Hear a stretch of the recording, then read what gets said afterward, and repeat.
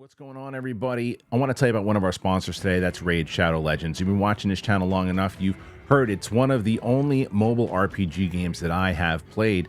And I'm not alone. There's over 4 million users that are playing Raid Shadow Legends. It's got over 250 million downloads. It's cool because it has over 850 playable champions. It's got 16 factions to choose from. It's got over 30 bosses to take down. It's got millions and millions of builds that you can work with. So this is a game that you are not going to be bored playing. It's got monthly content updates. It's fully cross-platformed. You can play it with everybody. So do me a favor, click on the link in the description and you will see why this is one of the most downloaded RPGs and why so many people are playing it. Go and give it a shot. What's great is the second you sign up, they give you a starter pack and they give you a champion, Big Elf, Big Ears, Tyrell. He's pretty awesome. Tyrell is highly regarded as one of the big players. He's got a lot of different things that come in, and all raid players talk about how incredible he is with the arsenal that he comes with. When you reach level 25, you get another starter pack. So come join me. You can join the clan Harloff when you sign up with Raid Shadow Legends. This isn't a silly game. This isn't a stupid game. This is a fun game. This is a game that you guys know me. It takes me a while to, like, oh, am I interested? And I'm interested. I talked about this a while ago, and I'm still talking about it now. So check it out. Its link is in the description. Superman, it's a wrap. They finished filming. What does this mean? That they're on schedule. It's going to come out when they say it is. Is this good news that they hit everything they're supposed to? They'll do reshoots and all that, but is this the movie that DC needs? We'll discuss. We will recap Mike Kalinowski's Comic-Con trip, what he learned, what he thought about certain things that came out there, and he also saw Deadpool and Wolverine. We'll get his thoughts about that particular movie. Edge of Tomorrow. They talked about a sequel, man. They've been talking about a sequel for that movie for quite a bit with the rise of Emily Blunt's star power and Tom Cruise doing what he did with Top Gun Maverick. Is this movie, is it something that should happen already? Is it something that should have happened already? We'll talk about that. Seems like everything is being thrown out as the next Goonies, right? We got Skeleton Crew as the next Goonies. Well, now Marvel's playing their hand in the Goonies pot, and they're saying that Agatha is the next Goonies. Well, what?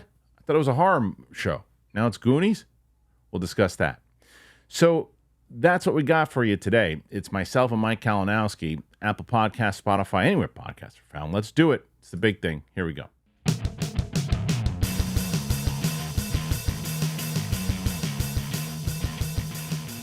What's up, everybody? Welcome back. It is the big thing.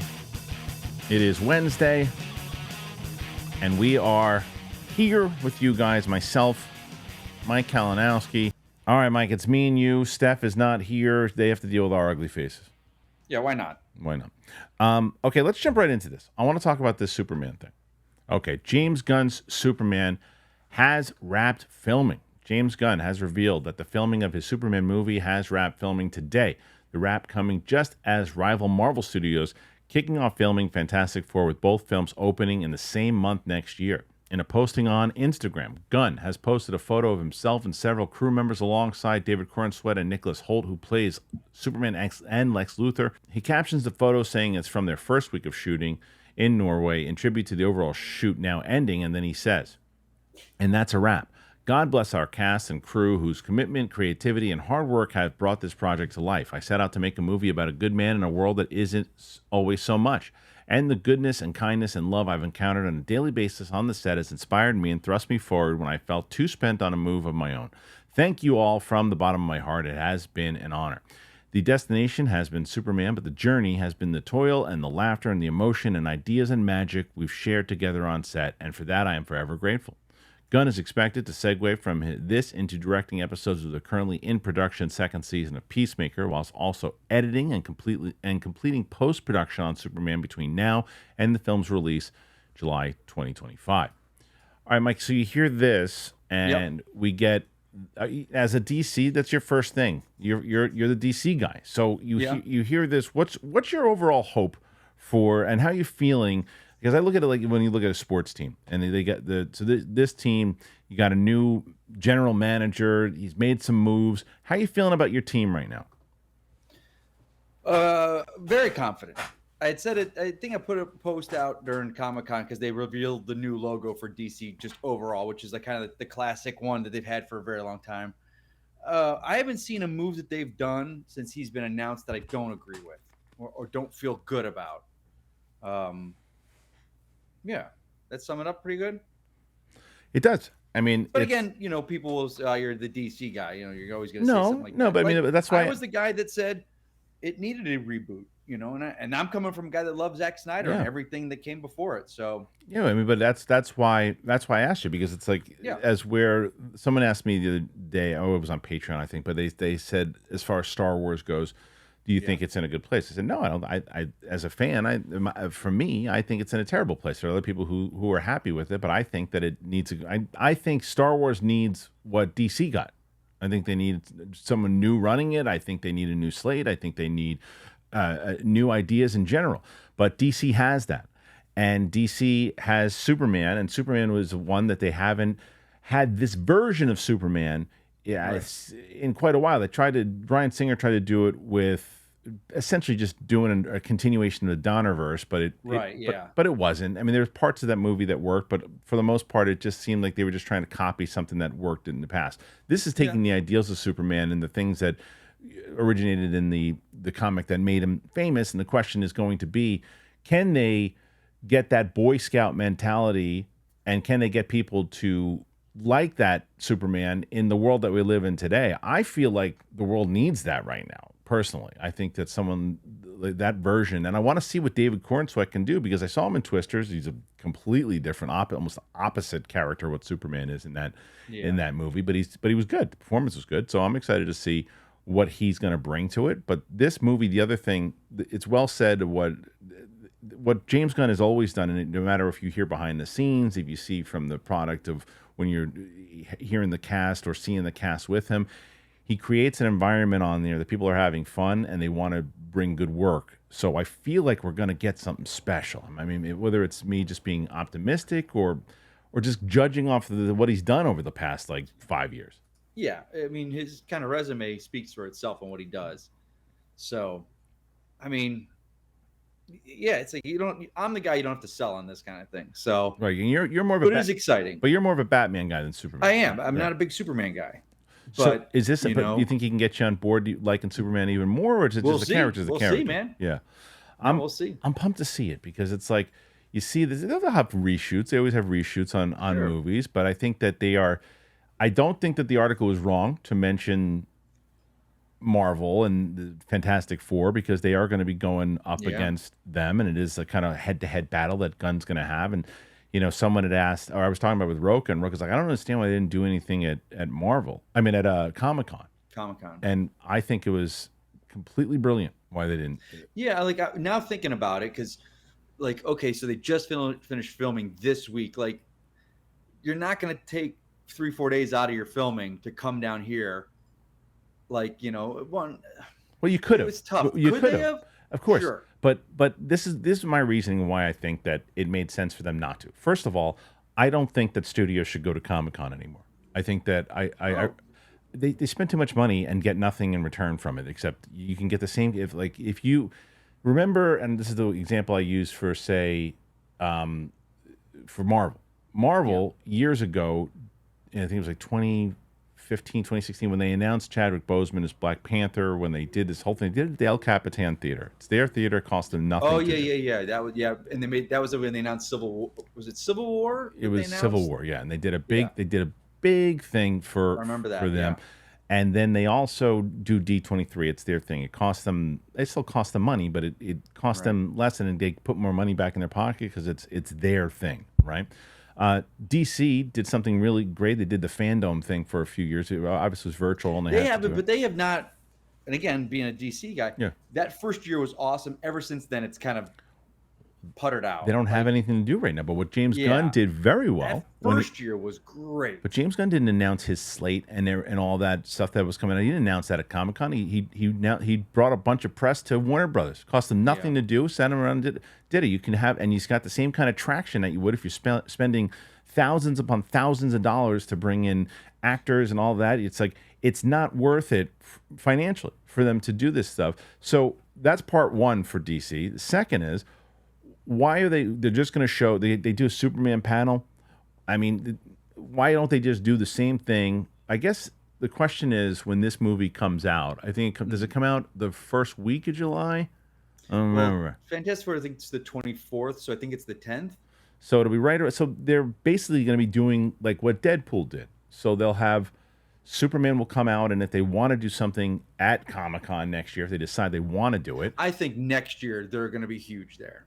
it would make sense because you're going to have Superman. The movie will have come out. Supergirl will be right around the corner, right? They're going to have Peacemaker. By then they'll know who Batman is. They're probably right. So they have more to do next year if they're going to do it at all.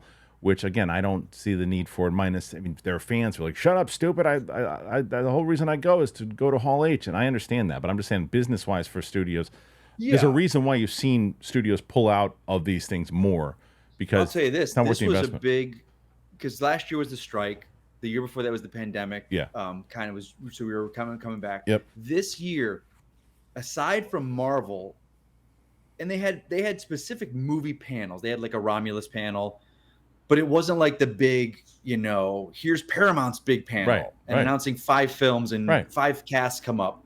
Not worth it. Warner Brothers wasn't there. They did the Penguin. That was it. Not worth it. And they did Penguin and they did Superman and Lois. Yeah, but they were separate too. One show. You spend some money on one show. You bring Colin Farrell. You promote that to get a little more promotion on it. That side of it. You want to do it for like one particular project, but doing the whole big studio bang out, it's just not worth the investment. I mean, I do get the kind, like, Marvel does put on a show. They of course, really, I understand. They know what they're doing. Yeah, of and this was a very, outside of the RDJ thing, this was a very mild and expectedly, they weren't, because I know a couple people were like, oh, they're going to throw up the big timeline slate. I was like, they're not doing anything. It's like, they're not going to show TV. And they shouldn't have, because they're not in that. They're not. They were very tempered, and they needed to do that. They focused on the movies that they had shot already, that they knew were coming out, and that they wanted to promote.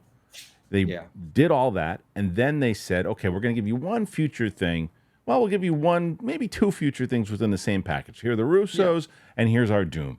I still think, unfortunately, for Captain America and the Thunderbolts and Fantastic Four and that flying car, Downey stole all the headlines from that, because it's like you wanted people talking about that other stuff. And I know that it was like, well, they didn't have a big punch until they brought that out. But I think that Downey announcement played much better in the room than it did on the internet.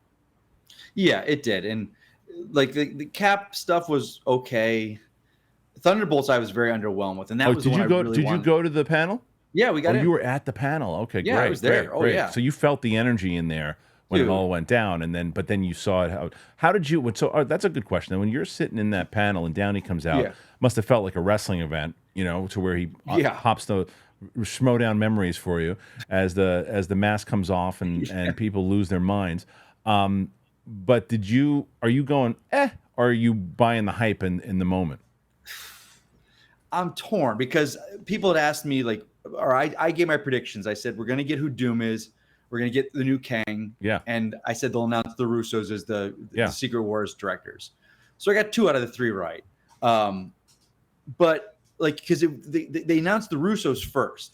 And then they're like, and there's only one man that could cause this thing. And in my head, I'm like, okay, is this Kang? And then the room kind of turns green and it's Doom. I'm like, oh, here we go. And I'll tell you this was and one of the other guys I was with thought the same thing. So when he comes out, the lighting's kind of dark.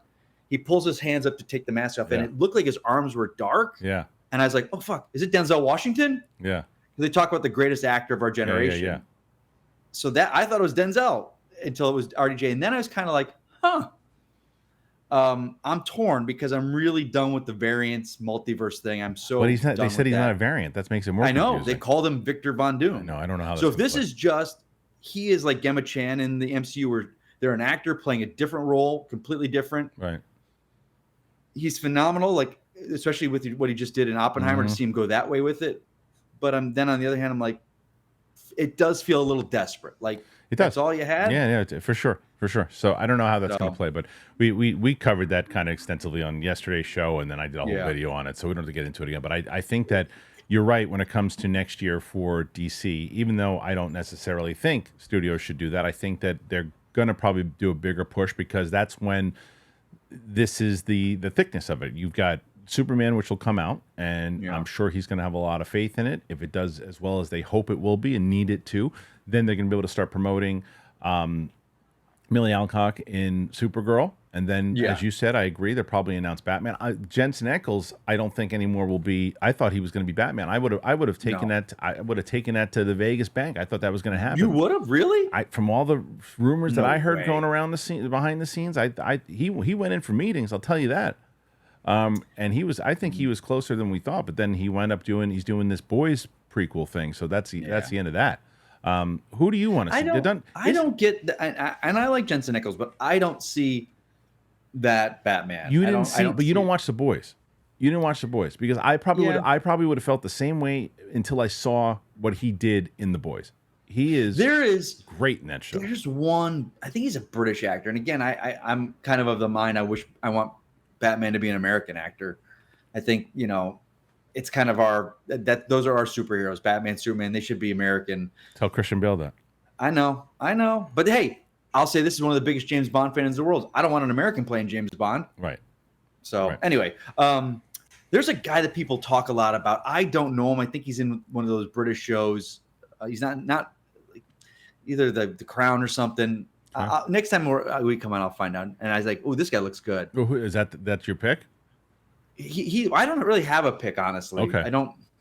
Yeah, I'm indifferent to it. It depends. It depends on the age they're going with. There's a lot of Alan Ritchson being thrown away. I think he's too big. No, are you out of here? That is the stupidest thing I've ever heard. Big Batman. You beat the piss out of everybody. I don't need giant big Batman. Nah, he's Reacher for the next few years. So. Yeah, I don't want to see that because I know he's making a pitch to try to be Batman, but I don't want to see. I like Alan Ritchson a lot. I just don't think I love him. I think he's great. Yeah, I want to keep him doing Reacher for 10 years. Yeah, I got to watch season 2 of that show.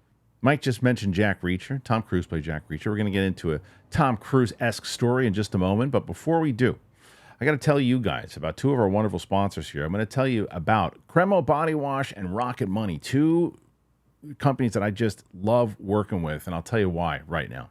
You got to stop wasting money. That's what I said to myself. And I said it to myself many times over because I've had these apps. I've looked at these apps, and we've all done it. Looking at the app going, oh, that's going to be fun. Oh, yeah, I'll cancel it when it's time. And I forget to. And I look, I got billed for this. I got billed for this. I got billed for this. Like, oh, no. Well, Rocket Money is a personal finance app, and it tells you about unwanted subscriptions. It tells you it'll cancel the unwanted subscriptions for you. But it does so much more. It does things, whether it's managing and saying, hey, you spent this much money this month as compared to this month. You can do this, this, and this. You have bills coming up. You have all this.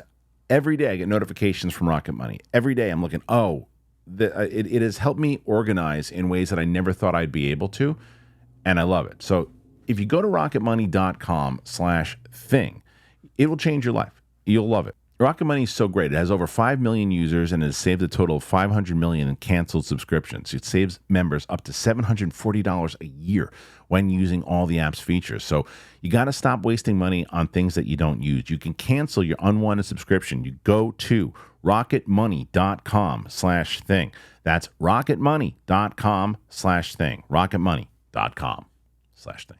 I got to tell you about CREMO. That's right, man. So, and I think you guys also have, last week when I was telling you guys about them, I got so many people, I can't even tell you how many people that said, yeah, I use CREMO. I use it so many times. I've been using CREMO, and before you even told me about it, Harloff, I knew it.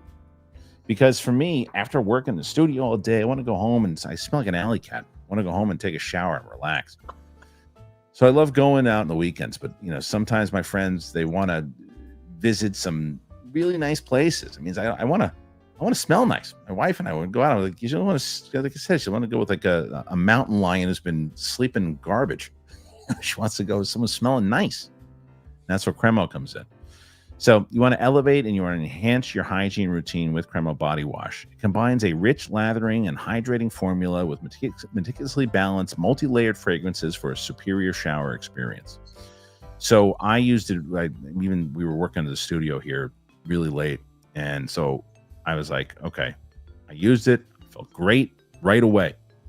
So CREMO works with master perfumers to make sure that every body wash scent is blended and refined, and their hard work definitely shows. Every wash that I've tried smells like it's like really high-end cologne. So I really dig it. I like the new Bourbon Vanilla men's body wash, which I've been using. It's really good. Yeah, it's really, really good. So, it gets me clean and it relaxes me after a long day. So check it out. All right. Thank you again to both CREMO Body Wash and Rocket Money. I tell you guys this all the time, and a lot of you listen to me. Some don't. If you have the means to and want to support the show, you should get one of those sponsors because you're buying yourself something in the process and you're helping out this show. So if you can do it, the links are in the description below. All right, Mike, let's move on here. Got this What you got? Edge of Tomorrow, baby. Edge of Tomorrow 2. I love this movie. Do you love this movie? I just watched it again recently. I haven't seen it in a little probably bit. within the past month. I think the third act falls apart a little bit. Okay. But let me just because I loved it. I loved it. But another month, another update on how the sequel to 2014's Tom Cruise and Emily Blunt led darkly comedic sci-fi war film Edge of Tomorrow is going. Now, the film earned $375 million at the global box office from a $175 million budget, but the title became a major home video hit and has since been recognized as a cult hit. Last year, Emily Blunt indicated that a script for the sequel was done. Well, in a report last month, the film's director, Doug Liman, said that Warner's is keen on getting the long sequel movie, saying that the studio is constantly bringing it up and asking, will you go and make another one of these? Now, Liman is back to offer another update, telling Collider he's actively working on the script. I mean, Emily Blunt and Tom Cruise have never been more on top of their game than they are right now. It'd be crazy not to be trying to, figure out how to make a sequel, so I'm spending the time trying to crack it. Time travel is really tough. All you have to do is develop a movie with time travel to come to the conclusion that humans will never travel through time because it's hard to figure out a third act in a movie with time travel. This article pretty much covers what I was saying. It's like, well, you have Tom Cruise, you got Emily Blunt right now, who are in the, when you say this about Tom Cruise, hard to even imagine saying it, that he is once again on another level. We need Tom Cruise to do more stuff. And Emily Blunt is one of the biggest stars that we have right now. So you hear this report, Mike, and you hear, obviously, with the success of Top Gun and with Mission Impossible right around the corner, and Emily Blunt in, it seems like, every movie that comes out. Is this a no-brainer that Warner Brothers wants to push this along, and do you think it'll actually happen? I think it's funny that, I remember when it came out, wasn't a huge hit. It's okay. Yeah, it really caught off. The trailers were terrible. The trailers were terrible. The title hated the title, but it's a really good movie, and I think maybe they realized that. And of course, Tom Cruise is a different place than he was in 2014 when it came out. He kind of reignited and got bigger and bigger, and the stunts, and his whole kind of persona took over. Emily Blunt, of course, is massive now compared to what she was in 2014. I think they're looking for something else, outside of DC, sure, to give them some. Yeah, why wouldn't they? And build it, and you, I mean, you say how much longer does Tom have in the tank, but the guy seems to be immortal. So it seems like this is a movie that should happen, and this is a movie with Doug Liman, Cruise. I mean, it's gonna happen. It's gonna happen. The question is just a matter of when, right? And if Warner's is really knocking on the door saying, well, what do you need for this thing to get going? It's just the only thing with Tom Cruise right now, what he seems to do. I don't think that Tom Cruise is going to get the memo about, hey, let's make movies for cheaper now these days. I don't think that he's going to do that. He doesn't seem like the type of person that understands that because this Mission Impossible movie, Mike, I hate to tell you this Mission Impossible movie that's coming out, I'm sure it's going to be good. I'm sure you're going to love it. It has a steep hill to climb with that budget, $400 million, whatever it is. That's going to be tough to beat. Now, are they saying it's $400 million for just this part 8? That's what I heard. I don't know how true it is. I don't know about that. Sounds like nonsense. I don't doubt it. The last one, granted, a lot more stuff happened because of the COVID situation that they had to spend more money into it, but they still spent more than that movie probably should have. It also, and I think you say this kind of famously, that movie came out at a terrible spot. I think it came out the week after Barbie and Oppenheimer. It was the week before. It was a week before? Yeah. Oh, yeah. I mean, because they lost. Because Cruise was really pissed off because he lost all the IMAX. Of course. I mean, what do you expect? That was really bad. I mean, the same way that I think that Twisters would have made more money if they would have opened up 3 weeks earlier. I think Twisters were like, let's get in and get out. It made money. I don't think they thought it was going to be some massive hit. No, but to your IMAX point, you could held on to a few more IMAX screenings for at least 3 more weeks, and Deadpool took all the screenings. Yeah, you're right. I mean, a movie like to me, I would rather see a Twisters in IMAX than a Deadpool in IMAX. Do we have this conversation about that? Because I've had this conversation with somebody recently, and I think that most people felt the same way. That Twisters was more of an IMAX movie than Deadpool. It might have Like, been it's you. tough with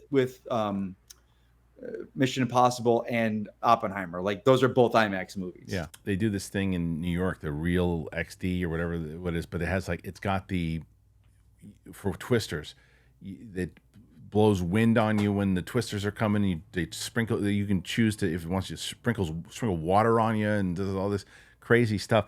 I don't know if my brother keeps pushing me to try to go and do it, but that does seem like more of an event that you can do that for than Deadpool. Now you saw Deadpool and Wolverine, right? And I did, yeah. Because you were hesitant about it, but what'd you end up thinking?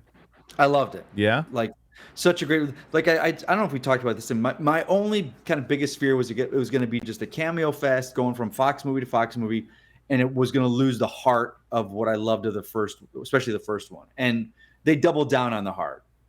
So, with Vanessa and him and then Logan. So, yeah, I had a blast. I'll tell you this. I was pissed off. So everyone had been really good about spoilers.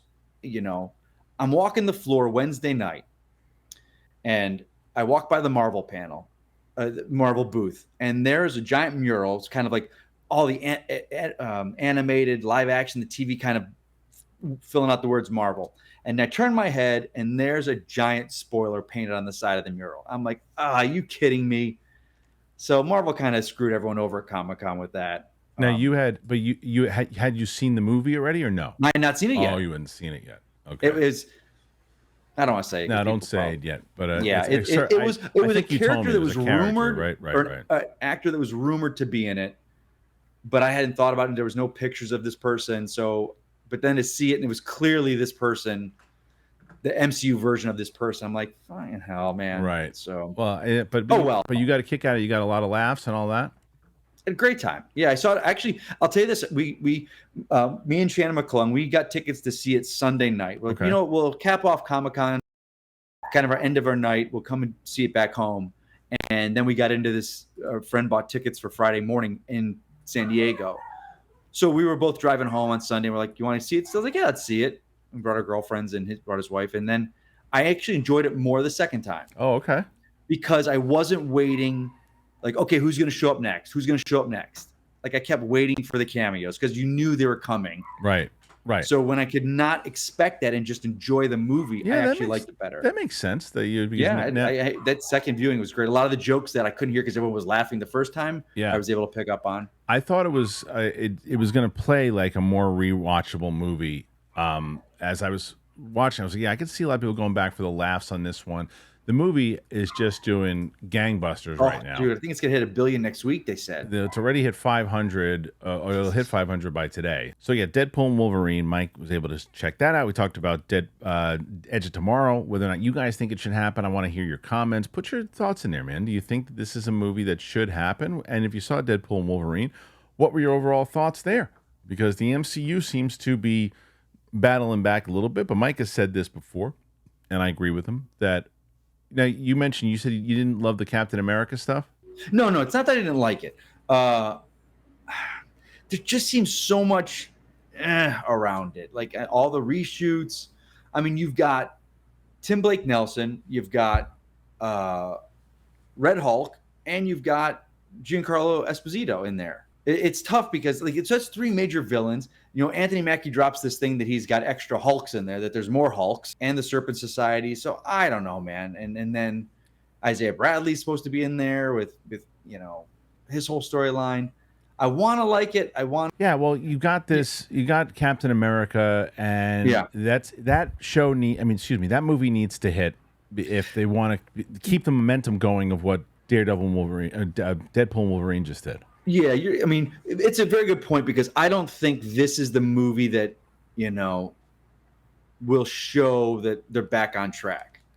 This movie's going to happen regardless, and hit what it does. And also, let me ask you this. When at the end of Deadpool, I actually thought it would let us know the state of what's going forward in the MCU much better than it did. Agreed. But what I will say, what they said in Captain America, though, which is interesting, though, is they're talking about adamantium and they're talking about these other things inside of it, where it looks like they are eventually. I think that what they realize is that their big play is both Fantastic Four and X-Men, and they're trying to get out of the multiverse as smoothly as they can.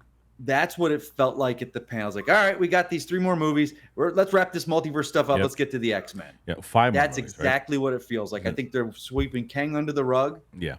I think they're going to get through these couple films. Someone made a very good point, though. One of the guys I was with, they feel in the Captain America trailer, there was an ADR line where he says, I want you to reform the Avengers. And that wasn't in the trailer. Mm-hmm. In the scene that they shot, and it happened off screen. He's looking at Sam Wilson, but it's an ADR line of Ford going, I want you to reform the Avengers. Oh, okay. And we think, I'll bet the Russos came in because they're kind of now, shaping where they have to tailor it to what they're going to do. Yeah. And we think that was an added line to kind of set up because we thought about, think about it. They've only got 3 films before this big world changing thing. Yeah. And none of these characters are together. They're not any kind of form of team up at all. These will be the most connected at all the movies, right? You're going to have Captain America that's going to connect. It have to be. It's going to connect to whatever events happen in Thunderbolts, which is going to connect to Fantastic Four. And Fantastic Four, as I said, it wasn't. They also wanted to make sure that it wasn't a coincidence that they start shooting Fantastic Four. What is it? 2 days ago or yesterday, whenever it was, and they announced Downey because guess who's showing up in a post-credit scene?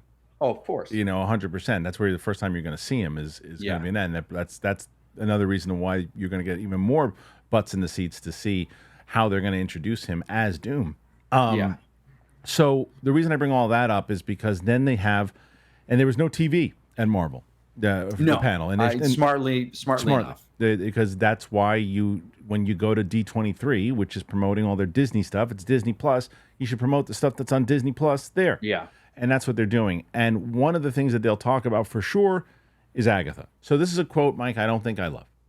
Earlier this month, Marvel Studios premiered the first trailer for its Kathryn Hahn-led WandaVision spin-off, Agatha All Along. Well, now, what caught people by surprise was the tone, which played more horror than expected. It also finally showed off the story, which seems to be a treasure hunt film with Agatha broken free by a suspicious goth teen played by Joe Locke, but lacking mystical powers. The pair chose to enlist a group of desperate witches to traverse the legendary Witches' Road, a magical gauntlet of trials that, if survived, rewards a witch with what they are missing. A new profile in Empire Online has gone into more detail about the series and confirms it is indeed in the adventure/horror vibe, with Locke telling the outlet that the showrunner Jay Sheffer has compared it to an iconic 80s film. Jacques sent Kevin Feige a picture of the Witches' Road set, and he replied, "Oh my God, we're making the Goonies." That's what I'd been saying, that we were making this adventure series. Hahn says that the show allows her to explore a new direction for her villainous character, a more vulnerable side hidden under all the externally projected bravado. We've seen her with all the bravado and crazy confidence, so much of Agatha is performance. It was exciting to get to the kernel under the sass and the sarcasm and taking pleasure in other people's pain. There's something broken under that big time. Okay, so there's 2 ways to look at this series. And I think that the first way is probably the way that you should, and that's Werewolf by Night. It's got to be a Halloween special type thing. And you look at it, you say, oh, this is something fun to watch during the holidays, and that's it. The other way is, well, what we were just talking about. What does this do to play into all of this stuff that we just talked about? The multiverse, the new Captain America, Thunderbolts, or you just, like Werewolf by Night, say, stay over there, have some fun. Everybody likes Kathryn Hahn. Do your thing. Let's get people to watch this during the holidays, and they can revisit it whenever they want. I like the horror aspect. Everybody's making Goonies now. Skeleton Crew's making Goonies. They're making Goonies. Oh my God, we're making Goonies. I would have wrote back, why? Why are you making Goonies? Stick to the horror thing. Oh my God, it's a venture film. Why? I say that, like, why are they making this show at all? At all? Like, and again, I get it. It was back during the early days of Disney Plus when greenlight everything. Her character was a hit. Yeah. Every episode, people clamoring for more of her. You knew there was a studio exec going, "We want more of her. Here's some money. Go make a show about her." Is this going to tie into what's happening with the multiverse or no? But now it's like, it seems like it's not even dealing with Scarlet Witch. She's going to be off on her own on some little Wizard of Oz thing. Yeah. Okay, if it's Catherine Hahn, a showcase for Catherine Hahn for 12 episodes, great. She's enjoyable to watch, but I just don't know. It's a side adventure thing that I think that, and that's fine. And that's fine. Because I look at what, it's almost like what, not in the same as far as tone, but you look at like Penguin, right? Penguin is not connected to the new DC. It's connected to the Batman, but it's something completely different. And it's like, okay, it's like this gangster thing, which is incredible. And did you go to that too? I did. Yeah, I was there for that. I haven't watched the second trailer because I didn't want to. It was more of the same. Okay. In a good way. Like, right. Matt, but hearing those guys talk about this show and what they want to do in building out the world of the Batman. Everything's hitting on that. Like this, like what you talked about, remember what you said about, I forget, it was Boba Fett. I don't know if it was Godfather they compared it to, right? This is Sopranos meets Batman. Right. 100%. Which is what I'm excited about. And it should be. Now, when you look at it, and to give Agatha credit, right? Now, whether or not you agree with whether or not it should have been made, and I happen to agree with you 100%, where it's like, yeah, at the time they're like, oh, we want to do an Agatha show now too, and it's Catherine Hahn, she wants to do it, and everybody loved WandaVision, which they did, and let's do it, and then they're like, well, we wanted to change everything, yeah, but we got her already, we shot a lot of this stuff. Why don't we just do a Halloween special and let's have some fun with it? And that's what I think they're going to wind up doing. And I think that it could be fun. It could be, but I agree that it's not. I don't think you should, as a Marvel fan, you shouldn't go into it saying, "Ooh, well, what's this going to do? Do I need to see this comparing into this in the multiverse?" I think it's a good thing that they're just going to have it as kind of like a separate thing that doesn't really have much to do with anything. Yeah, I agree. 100%. Yeah. But the ship has sailed on it. They were making this for a while before the whole Marvel need to pause and redo. So, yeah, I don't think we're going to be getting a season 2 of Agatha all along. All right, put your comments in there and tell me what you think about Agatha. Did you like the trailers that you saw? Do you like the idea that it's going to be Goonies? Do you like the fact that, hey, it is a side adventure? It is a Halloween thing. It's something I want to watch during the holidays. I don't need it to connect. So what say you? Put your comments in there and tell me what you think. And what I'm going to tell you, what I think, I'm going to tell you how much I love Gentle Bands and, of course, BetterHelp. I'm going to tell you about both of them right now. Okay, guys, before we move on, I get to talk about Gentle Bands again. Now, if you're watching my show recently, you saw me bring up Gentle Bands. Well, I get to bring them up again. Check this out. I'm opening this one up just for you. Last time I got a pretty good looking ring with this one. This is the sports ring collection. It is the Athlos, and it's a tribute to the Olympics, and it celebrates the eternal spirit of sports that people have developed over the century. Gentle Bands chose Athlos as their collection name. It's a Greek word meaning a contest or a competition encompassing any kind of feat or challenge, and you can see it. Look at that. That is a thick ring, and that feels like the gods made it. Look at that. Feels solid. I like that a lot. Each ring design is inspired by legendary gods and titans of Greek mythology. In addition to the rings and the chains, they've also developed cufflinks for this collection. This ring is just awesome. It's made of tungsten. It's like thick. It's strong. You can get more information on each ring at the website itself. They came up with an alternative solution. You got this chain, really thick, wonderful chain actually. And if some people, when they're playing sports or they're at the gym, it becomes a little awkward. So they came up with this idea to put it on a chain. So check this out. Easy. Got yourself a necklace now. Put it up there. Done deal. I got my ring. I got it on a chain. And it really is. It's a really solid piece. So here's the beauty. You can get 25% off. You get a discount from me. But you got to put in KH channel. And here is the link. It is in the description. First thing you're going to see is Gentle Bands. Click on that link, you get 25% off. I mean, come on. It's the Olympics, baby, and this is the perfect time to do it. It's a really smart idea, and I love Gentle Bands. They have just done amazing work. This is my second ring with them, and I'm sure it's not going to be my last. So thanks to Gentle Bands. Check it out, and let me know what you think. This episode is sponsored by BetterHelp. I want to ask you guys, what are your self-care non-negotiables? What is it? You don't skip leg day or therapy day? Well, when your schedule's packed with whether it's kids' activities, big work projects, and more, something I can certainly relate to, it is easy to let your priorities slip. I was just having a conversation about this. I've talked about this many times over. Roxy Schreier, people in my family, have been working with BetterHelp, and if you've been watching my show long enough, Roxy just swears by it. So beneficial of how it works for her schedule. If you've ever thought about trying therapy, you should really give BetterHelp a try because it's online, it's designed to be convenient, it's flexible, and it is suited to your schedule. Simple. You fill out a brief questionnaire, you get matched with a licensed therapist, you switch therapists anytime, there's no additional charge. So never skip a therapy day with BetterHelp. All you got to do, you visit betterhelp.com/bigthing today, and you'll get 10% off your first month. That's 10% off by going to BetterHelp, HELP.com/bigthing. All right, thank you to our friends over at Gentle Bands and, of course, BetterHelp. So put your comments in there. Tell me if you have tried any of our sponsors. And I always tell you this, if you want to help out the show and you have the means to, please consider one of our sponsors. All right, moving on, Mike. Let's check this out. Okay, Jason Reitman's untitled Saturday Night Live launch night project has scored an official title, simply called Saturday Night, and it has set an October 11th release date in cinemas. Sony Pictures will distribute the film, which is arriving on the same day of the year that the legendary NBC comedy show was ever broadcast back in 1975. It also comes ahead of the series launching its 50th season this fall. The new date has led to suggestions that the film will have its premiere at the Toronto Film Festival in September. A trailer drop is also likely very shortly.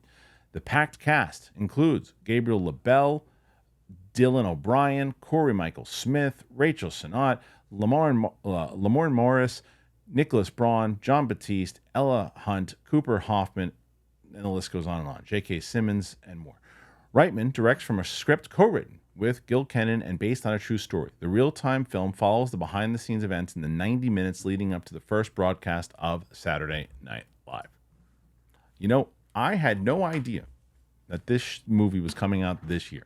I thought it was coming out next year, which I thought 70. There's no visual effects in it or hardly any, so. I would just think 75 to 2025 probably made sense, but they're putting it out in 2024, and I think it's the 50th year anniversary too, which I think 50th season. I don't freaking know. Anyway, point is, I'm very excited for this. I want to see how they're going to do it. I know Jason Reitman's probably definitely a student of the game, knew a lot of these people kind of growing up, and I want to see what they're going to do, how the actors are going to channel some of these people. Right. I'm very curious about it. What are you pumped about this one? I am. Yeah. One of my friends that I was in Orlando with an acting class. She's in it. She's one of the writers. Oh, okay. One of the playing acting as one of the writers. Sure. Yeah, on the show. I'm excited for it. Yeah. I am too. I think that it's going to be. I mean, I love the idea that it comes out in October. I love the idea that we're getting a trailer for it. I think the trailer is going to say a lot about it. The trailer is going to say a lot in the same way that. Did you see that Bob Dylan trailer? I have not. No. Oh man, Timothy Chalamet right now. You talk about somebody whose star is on the up and up. This dude. I mean, I like Timothy Chalamet, and I was like, Chalamet is Dylan. Oh my god, nailed it. And I think that that's what I want to see when I turn this on. I want to go, oh my God, it looks like a young Dan Aykroyd. That looks like a Belushi. Oh my God. I mean, you're going to see, there's going to be Milton Berle. J.K. Simmons as Milton Berle. Can you cast any more perfect than that? Oh, wow. I mean, that's perfect. That's perfect. I can't wait to see. I mean, it's perfect. So I'm pumped for it. And I think Jason Reitman's the right person. It's interesting because I just remember, it feels like yesterday we were talking about this just getting cast. And I guess because it's a smaller budget, smaller movie. Yeah, you can knock this out within 7-8 months or whatever it is, because it feels like it was like yesterday that they announced. It feels like they announced it a while back. Yeah. So okay, maybe I thought at least the beginning of this year. Right, but even then, like the beginning of this year to come out this year, but it was probably last year was when this stuff was announced. I mean, the news stories kind of blend into the same whatever year when you're reporting on them and talking about them, but. I think that, I'm this one is, and I think that I'm also bummed because had I known it was coming out in 2024, I probably would have had it on my most anticipated list because it wasn't on there. There are a few other ones, but anyway, I asked you guys though, is this a movie that you care about? Is Saturday Night Live something that's in your range still? Is it something that you want to see what Jason Reitman's going to do with this? Do you not care? Do you think it's got a potential for awards? What say you? Put your thoughts in there and let us know. Mike, have you watched Umbrella Academy? No. So no, sir. I hadn't, And then I'm having one of the actor who plays Diego. I'm having him on the show, and we're gonna. And so I decided I wanted obviously to dive into it. I actually really like it. It's a pretty good show. Everyone that does watch it loves it. So Yeah, I really it's liked just it. yeah. I didn't realize. I thought it was like, when it first started, I'm like, I don't know. I feel like I've seen this as like a X-Men ripoff. It's not at all. No. Not even close. And it's really good. It's well written. I mean, again, I'm only into season 1, but so far I'm definitely enjoying it. I'm enjoying it for sure. I have a clips channel that we're almost at 700 subscribers on that channel, and I hope that people will subscribe to it because I'm going to clip out a lot of this stuff, news stories, but I'm also clipping out a bunch of whenever we have an interview, I'm doing a bunch of clip outs there. So we're trying. I think if you're watching this and you want to help us out, you want to get us to 1,000 subscribers. I need like 250 of you today to sign up to that channel, subscribe to it. Links in the description there.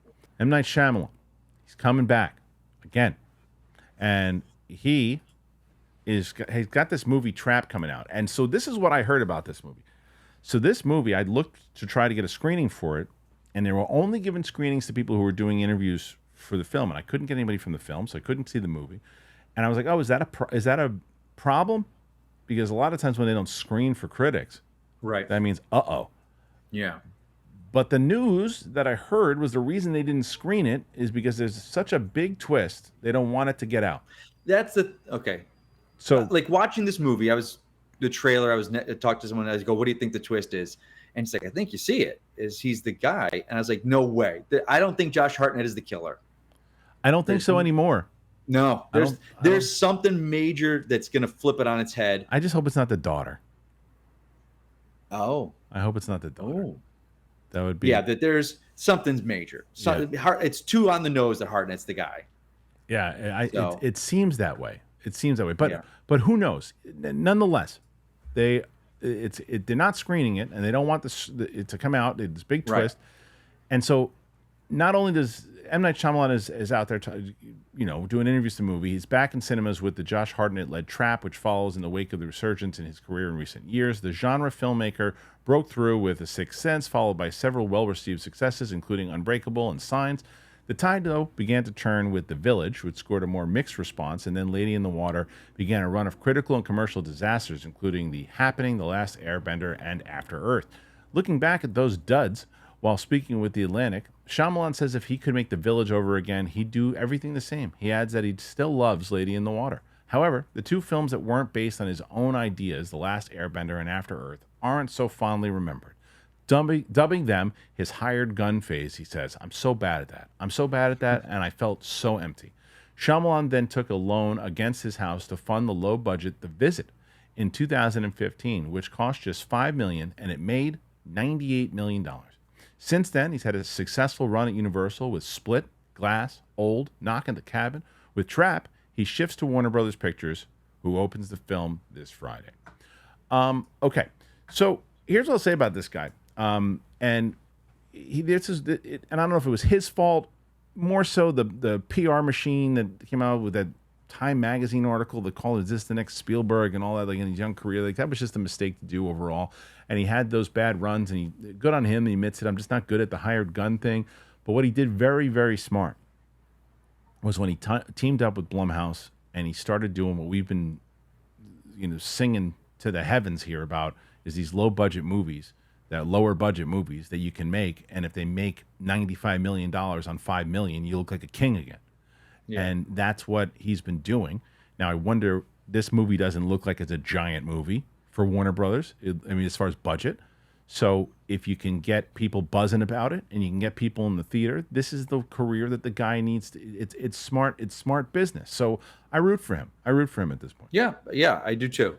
I loved hearing everything he said about the hired gun stuff and doing now what he loves and what he's best at. So yeah.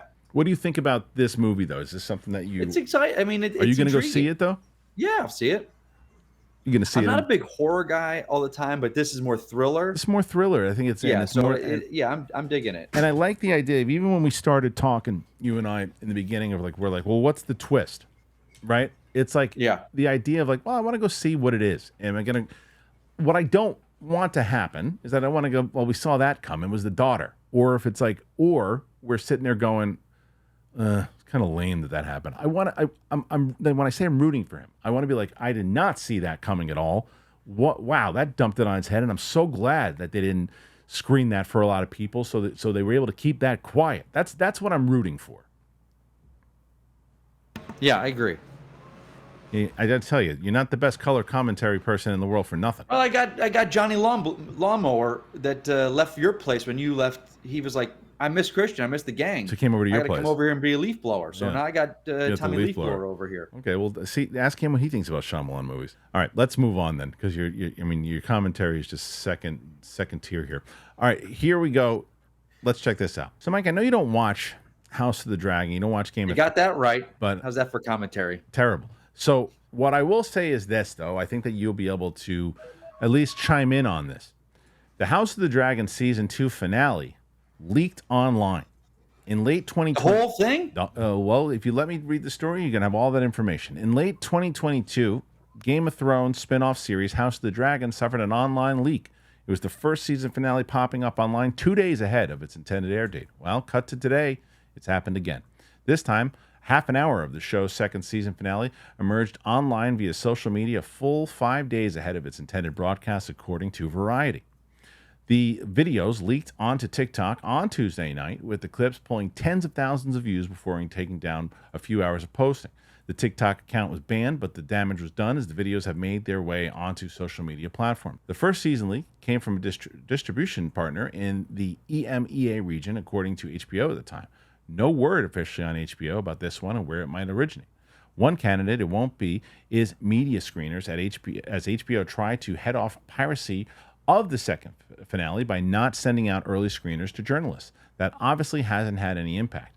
It's not that unusual for the franchise, as Game of Thrones has had its share of online leaks over its 8-season run, with some episodes even ending up pushed to legitimate platforms earlier than HBO anticipated. All right, Mike, so you believe in, you think that this is a bunch of BS or what? I don't know. Is it intentional? Did someone go in to find this to do this? Seems like it is, because if they had this happen before. Well, the distribution partner last time let it happen. It doesn't seem to be. Was it just because they hit the wrong button or something? Something. Like, whoops, I don't know. We went to send save. We hit send. And then someone picked it up, and then they dropped it all over TikTok and all those things. But it just seems you got to just be so careful. Watching it, like, if you're a fan of that show, wouldn't you want to watch it like the way it's supposed to be? 100%. I'm so glad you brought that up, because I didn't search for it all. I want to watch it on TV. I want to watch it on my big screen. I want to watch it on. I want to be left alone. I mean that. Yeah. I love this season. I don't want to find it. And half an hour. I watch a half an hour and like, well, what the hell happens next? Yeah. I don't do that. It's like people always want to feel like they're ahead of something. That's what it comes down to. I have time for that nonsense. But it's what it is. It's like if people feel like they're ahead of something, and it's like, oh yeah, I saw it first. I saw it before you did. So ha ha ha. And it's like, yeah, but it doesn't. It ruins. It ruins it. I haven't heard anything about the finale. I don't want to. I just absolutely love the show. It's one of the best things on TV right now. What are you watching on TV right now? Are you watching anything? What am I watching? Or not really? It's kind of movie in and I think the last thing I watched was The Acolyte. Oh, well, yeah, but you had to do that for work. What about? But you don't. You're traditionally you're not. I don't have time, dude. Yeah. I don't know how you guys do it, man. You going to see a movie? What? You going to see a movie soon, or what?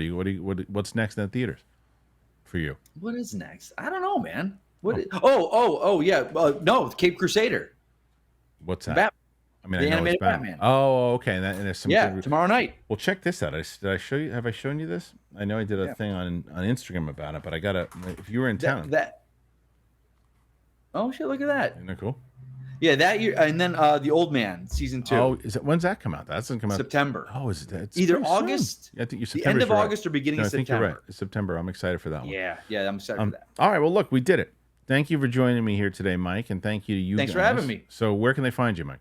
At Mike Kalinowski. Easy Enough. All right. So, put your comments in there. Apple Podcast, Spotify. By the way, you can comment on Spotify videos now.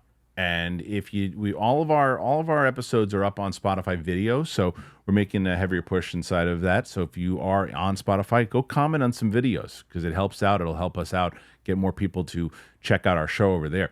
Hit the subscribe button here if you haven't done that already. As I mentioned to you, as far as the Clips channel goes, man, we're trying to get to 1,000 subscribers over there. If enough of you who are watching today join there, well, then you'll be helping us out.